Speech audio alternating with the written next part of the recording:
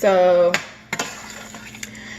this is very abnormal for me. I am actually cooking, and a while ago I had told one of my best friends that I was going to start just posting little videos and little snippets of stuff that is important to me, that has blessed me in my life, and things that I feel like could benefit other people, especially as it pertains to like developing principles for a better life, trusting God when you can't trace Him, trusting your process, not getting, caught up and hung up in analysis paralysis when things don't go your way or the way that you have planned, and just being able to be mentally and spiritually mature enough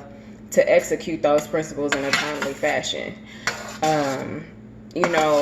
This season for me has been really great in a lot of ways, and then really heavy in other ways. And I just want to share some of the things that I have learned along the way, essentially, which is why I'm making this video. So I am going to talk about God. I may mention a scripture here and there today and in the future.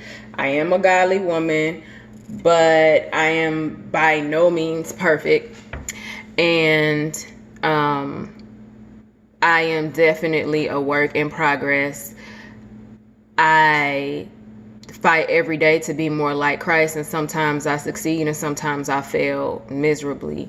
But I feel like recently I just took a big step in my walk with God, in that I'm really starting to see how the scripture Romans 29:11 really works and is accurate and true and relevant. So I'm gonna cook, I'm gonna walk around, I'm gonna come back to the phone, all that good stuff.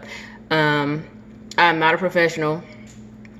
I have like a handful of people that follow me, but if I can just help one person get to even this point, and I still have like a ton of growing to do in a lot of areas, but if I can just help one person, then that's okay with me. And if it's just entertainment for you, then that's okay with me too. So I'm gonna start off talking about the last season of my life, and by the last season I mean like the last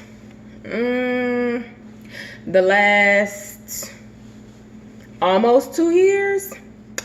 I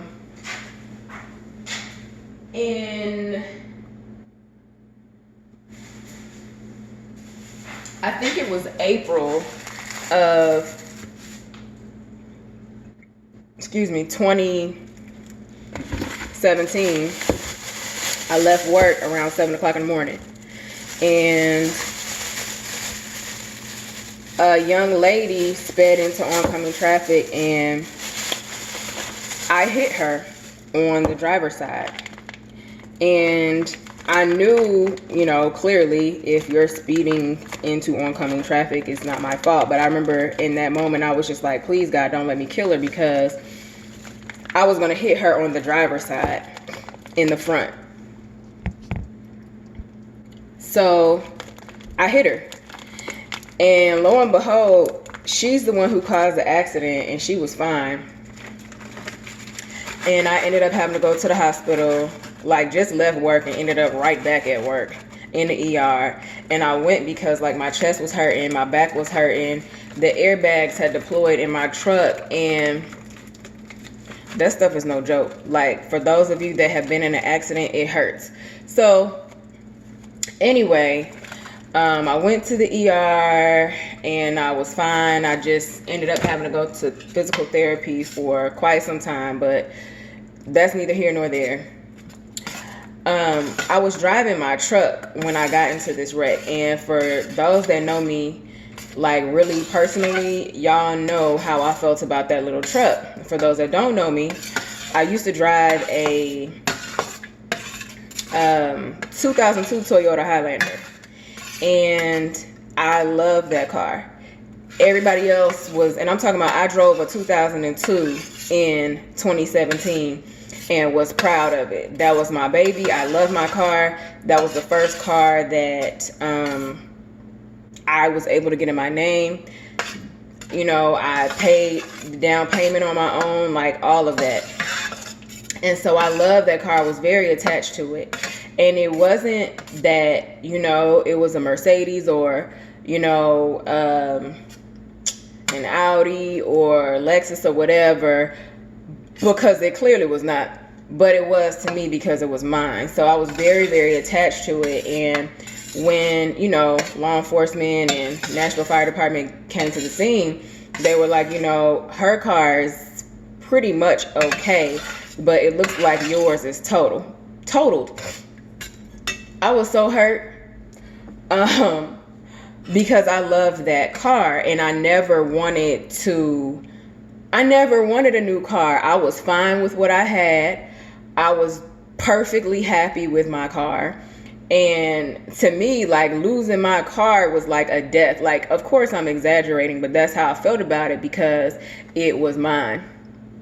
So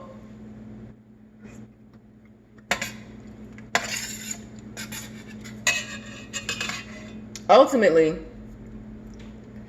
that's what they told me. And I was like hoping against hope that they would be wrong. And I'm like, well, you know, I'm going to take the word of the insurance company or whatever. Insurance company called me and they were like, Atia, we have assessed the damages to your vehicle. Your car is totaled. I was so crushed. And I'm like, well, I'm going to get a second opinion from my insurance company, because this was, you know, her insurance company. My insurance company came back the same way with the same diagnosis. Y'all know I'm a nurse, so I got to put it in those terms. It's totaled. So we're going to send you a check for the damages to your vehicle so that you can replace it. Now, the average person will be jumping up and down like, I'm getting something new. I'm getting something better. You know, I was like really, really bummed out and down that I had lost my truck. And I couldn't even see past it to realize that maybe God was setting me up for something better. And I'm talking about, I asked them